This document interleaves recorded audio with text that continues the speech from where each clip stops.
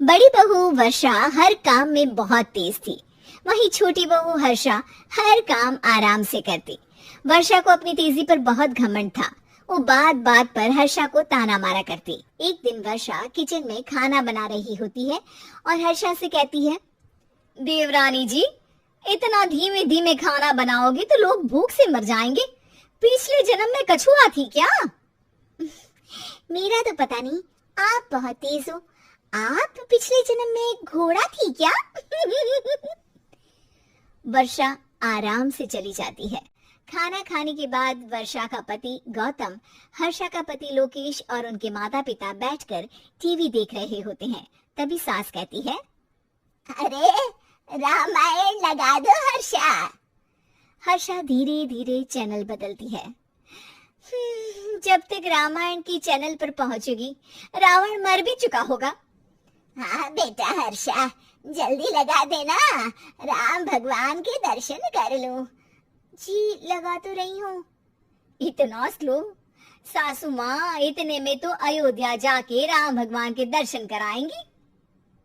सब वर्षा की बात पर हंसने लगते हैं। वर्षा हर्षा के हाथ से रिमोट लेकर रामायण लगा देती है। हर्षा बुरा नहीं मानती और वो भी हंसते हुए वहां से चली जाती है। एक दिन हर्षा खाना खा रही होती है, तभी वर्षा वहां आके कहती है, अरे कितना धीमे धीमे खा रही हो, इतने में तो शादी में 100 लोग खाना खा लेते। आधे घंटे से खाना खा रही हो तुम। अरे खाने को चबा चबा कर खाना चाहिए। हाँ हाँ, आप तो चबा के भी खाती हो और दबा के भी। अरे आपको मेरे धीरे खाने से दिक्कत है या ज्यादा खाने से? अरे आप धीमे खाओ या ज्यादा खाओ मुझे क्या, बस मैं ये कहने आई थी कि सुबह कुछ मेहमान आ रहे हैं, जल्दी उठ के खाना बना लेना, देर मत करना। साथ में बनाते हैं ना। तुम्हारे साथ बनाऊंगी तो स्पीड को 5वें गियर से पहले गियर पर ले आना पड़ेगा।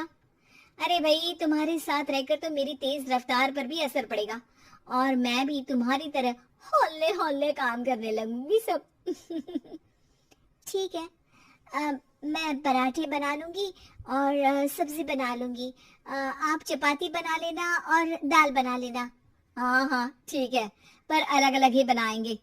अगले दिन हर्षा जल्दी उठ के काम करने लगती है और वर्षा सुबह उठ के ये सोच के वापस सो जाती है कि काम तो वो तेज कर ही लेती है। अगर थोड़ी देर सो भी जाएगी तो भी हर्षा से पहले तो काम निपटा ही लेगी। हर्षा बेटा, आज भगवान के लिए थोड़ा जल्दी हाथ चलाना। हाँ, मेहमान आने ही वाले हैं। जी हाँ माँ, अब आटा गूंद लिया है, आलू उबल रहे हैं, पराठे बनाने ही वाली हूँ, फिर सब्जी भी बना लूंगी। इतने में ही वर्षा वहां आ जाती है। माँ जी, मेरा तो आप टेंशन ही मत लो, अभी उठी हूँ, लेकिन देखना खाना फटाफट राजधानी एक्सप्रेस की स्पीड से बना दूंगी। इतने में ही मेहमान आ जाते हैं। आइए आइए आइए, खाना बन ही रहा है, चाय बनवा लेती हूँ पहले आपके लिए। सास किचन में आती है। वर्षा, वो लोग आ गए, चाय बना दे जल्दी से। हर्षा को नहीं बोल रही क्योंकि वो तो सुबह की चाय देने में शाम कर देगी। चाय बन भी चुकी है माँ जी। वर्षा तेज ही नहीं, सबसे तेज है। आप चलिए, मैं चाय लेकर आती हूँ।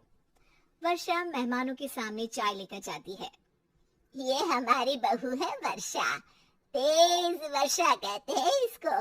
हर काम में इतनी तेजी रखती है जैसे मिल्खा सिंह भाग रहा हो। अरे वाह वाह, फिर तो खाना भी जल्दी मिलेगा हमको।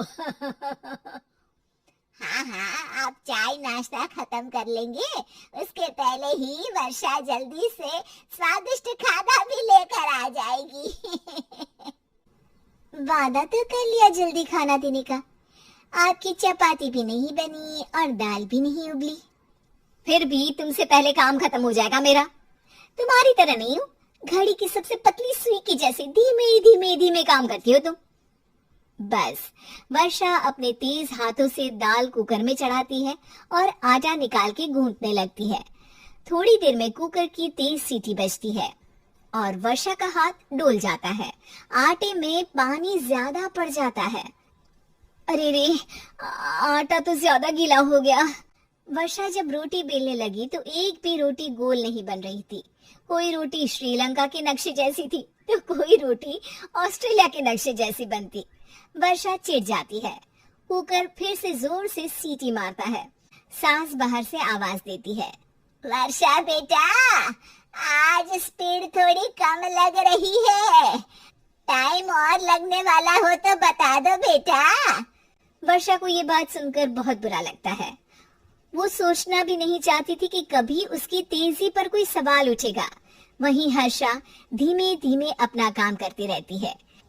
वर्षा दाल बनाते वक्त भी इतनी घबरा जाती है कि जल्दबाजी में दाल में नमक ज्यादा गिर जाता है। वर्षा का खाना फिर भी हर्षा से जल्दी तो बन जाता है और जब खाना मेहमानों के सामने लगता है तो सब हर्षा के खाने की तारीफ करते हैं।